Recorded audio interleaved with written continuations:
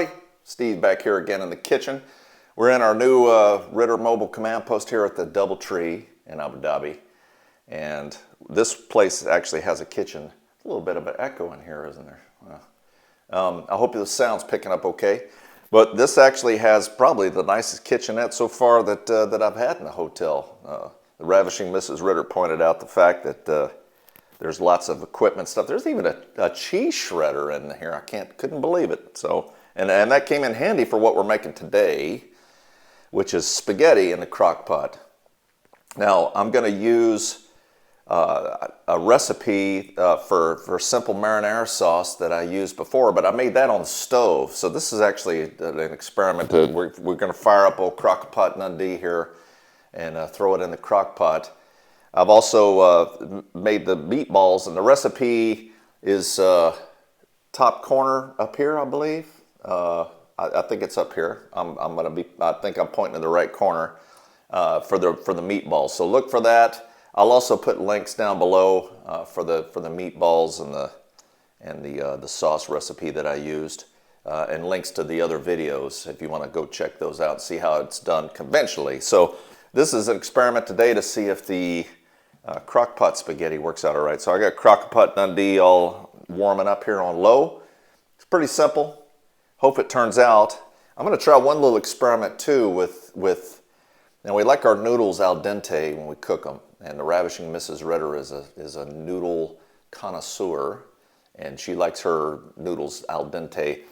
So we're going to make some al dente the regular way, and I'm going to, as an experiment, I'm going to put some of them in with about an hour to go, put some noodles in and let them cook and see how that turns out. An hour or however long it takes, so I'll check. So, now I've been told by my producer that it should be 30 minutes, so we'll try that. So she's keeping me straight, and she's filming today, so I'm not allowed to talk to her. I may only refer to her in the third person, correct? She is nodding her head. Yes, okay. She is camera shy, but she's I won't say anything more. I'm going to talk anymore. I'm going to get myself in trouble. All right, what are we doing here? What are we making? Spaghetti. Okay. All right. So, first thing I'm going to do, we've got 3 cans. These are, I'm told these are 14-ounce cans, but it's in grams. 400 grams equals about 14 ounces or so. These are whole Pomodoro tomatoes. So not tomato sauce, tomatoes. So I'm going to open these cans up and toss this in. Now, like with anything, you want to get a close shot here of this?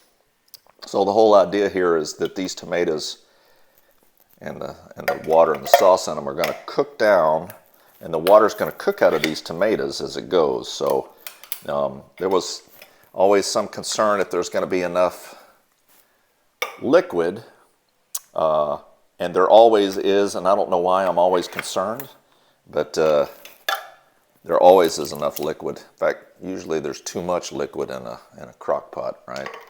So I'm going to go with that. I'm going to go with 2 cloves of basically crushed and then roughly chopped garlic. Now, in the other recipe that we did conventionally, we actually lightly browned the garlic in olive oil. Not doing that, because that's tough to brown stuff in a crock pot. You'll be there all day. So what I'm going to do is add some olive oil to the crock pot to get that olive oil taste, right? So we'll see how that goes. So I normally make a big mistake and add too much oil. Add too much liquid, too much oil. There's a trend, and you'd think that I would learn, but I really don't, do I? She's shaking her head. No, I don't. So rather than use, I'm going to go with 2. 2 be enough? I'm going to go with 2 tablespoons of olive oil, just for that olive oily taste. Is that a word? Olive oily? It is now. Okay. Then I'm going to go with some pinches of salt and pepper. So, you know what? I think I just realized why, wait a minute. Is this putting salt? I got this from the hotel. Oh, look at these. Aren't these nice? Look like chess pieces, don't they? Oh, that's a good idea. Oh, my producer's pointing out that I have some handy salt and pepper packs. So rather than do that, which is an unknown, I tried using these before. They don't work very well. So I'm going to go. So just a pinch of salt and pepper. And guess what? These packs, guess what? They works out to about a pinch. Right? I'm getting a confused look. Possibly a shoulder shrug from my producer, so I'm going to go with that. So my producer, she's a tough cookie, tough lady. And then about 10 to 15 basil leaves, roughly chopped. So that's going to go in there too. Put those in. I'm going to stir all this around here. Make sure it's kind of all mixed together. And as it cooks, it'll kind of bubble through and mix. And let me make sure I got everything. Yep. And then the last thing, let me stir this all together. Kind of mix it together. Now again, I'm going to kind of use a spatula and kind of chop up these tomatoes here a little bit. Chop them up. So, yeah, no tomato sauce. It's just these whole tomatoes and whatever sauce they were in.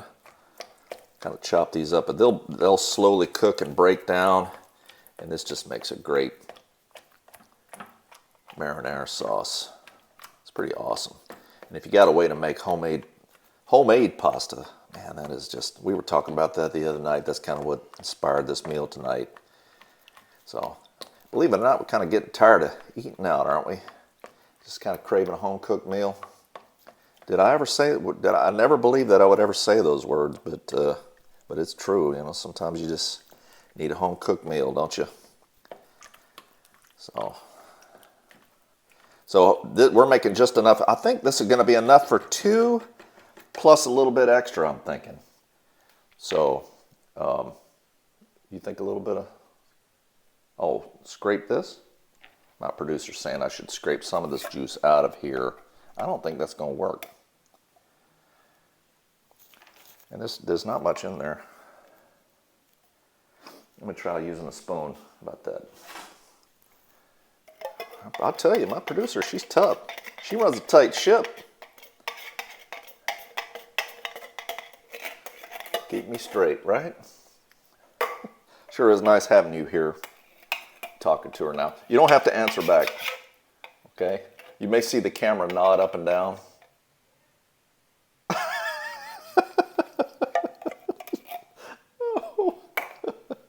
Oh, yeah, I know everybody's been asking about doing an interview and all that. Yeah.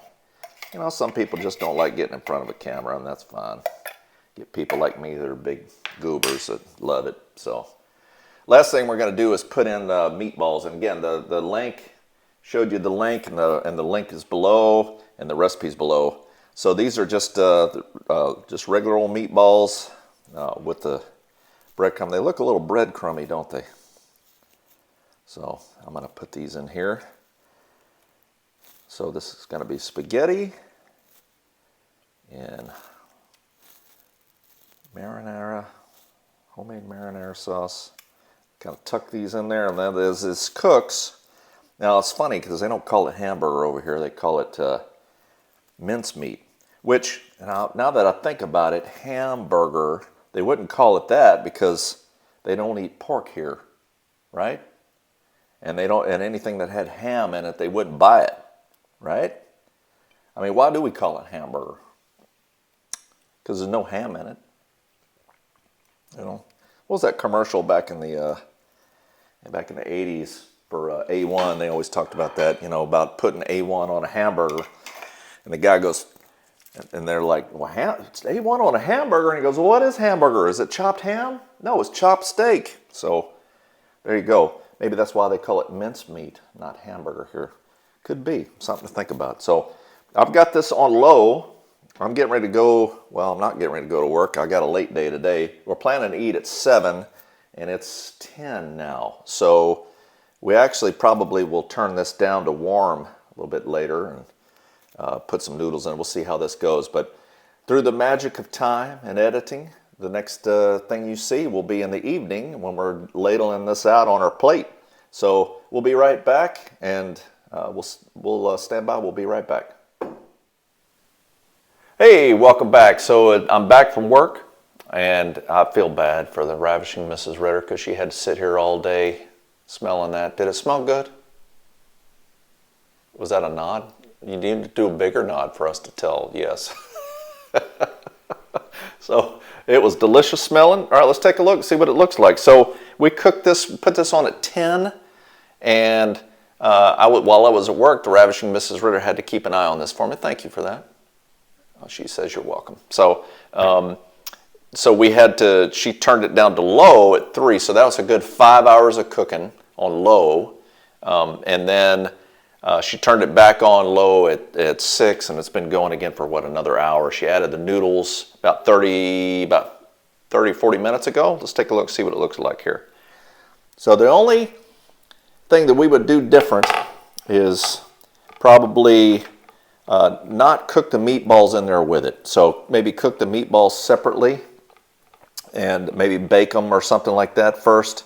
And then add them to the sauce after it's done, because some of the meatballs kind of came apart. Added the noodles. A little bit harder. They're well on the al dente side, not quite done.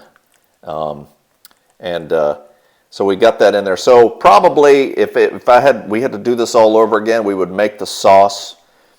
Cook the noodles till they were well short of al dente, then add the noodles in to the sauce with about 15 minutes to go, something like that probably would be the way to go. So cook the sauce on low for 6 hours or so.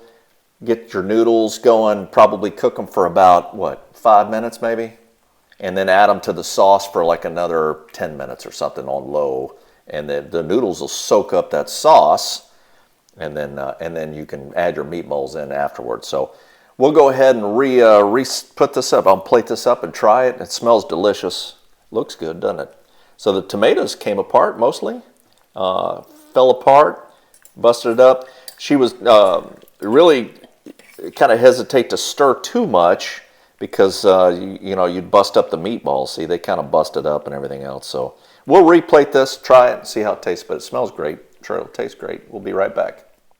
All right, we're back now. So now I get to try it. So this looks great. I'm gonna get me some noodles here.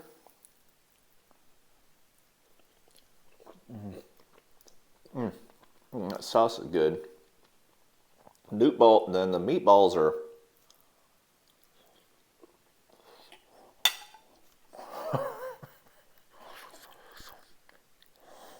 oh, hot.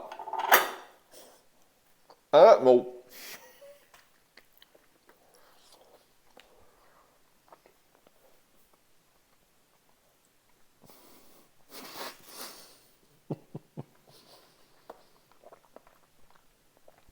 right. That was a meatball. Tastes good.